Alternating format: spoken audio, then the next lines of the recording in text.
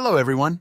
In this video, I'm going to walk you through the process of connecting any API to your WordPress website. Let's jump right in and get started.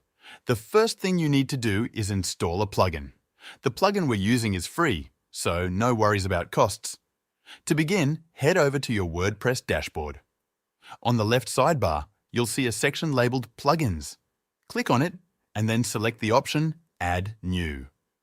In the search bar at the top of the page, type in wp-get API and hit Enter. This will bring up the plugin you need. Once you find it, go ahead and click Install Now. After the installation is complete, click on the Activate button. Once activated, the plugin will appear under the Installed Plugins section. From here, click on the API Setup option to continue. Now that the plugin is installed and activated, it's time to add your API. The first step is to give your API a name. For this example, let's use Random Quotes. Choose a name that's easy to remember and reflects the API's purpose. After that, you'll need to assign a unique ID for your API. This is crucial for ensuring that everything links together correctly. Once you've done that, you'll need to enter the base URL of your API. The base URL is the main link from which the API fetches its data. You'll need to copy this URL from the provider's documentation and paste it into the base URL field in the WordPress plugin settings. Once the base URL is entered, click on the Add New API button. This will take you to the section where you'll need to enter more details, like the unique ID and endpoint. For a random quote API, the endpoint might be something like random quote. You can find this endpoint in the API documentation. Copy the endpoint URL and paste it into the required field. Be sure to select the correct HTTP method, which is usually the GET method as specified by the API documentation. After entering all the necessary information, click on the Save button. You should now see your API name and endpoint listed in the plugin settings. To ensure that everything is working properly, you'll want to test the endpoint. Click on the Test Endpoint button. If the setup is correct, you'll see the data from the API displayed in the output.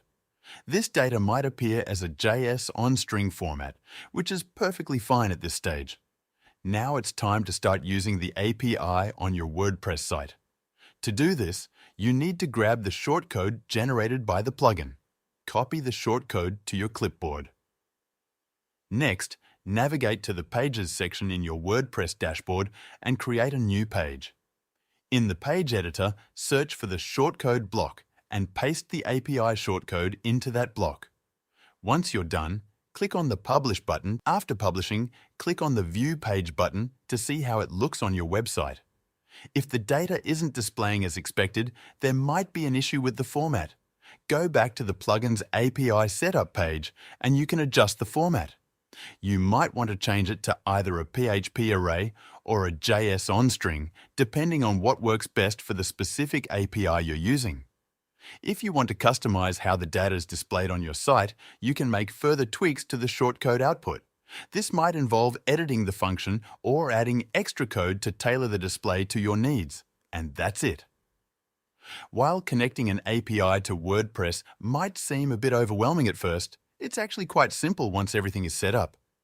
You can easily integrate data from external sources, whether it's quotes, weather updates, news feeds, or anything else, to enrich the content on your WordPress site. To take things a step further, you can pair this setup with a powerful visual builder like Divi from Elegant Themes.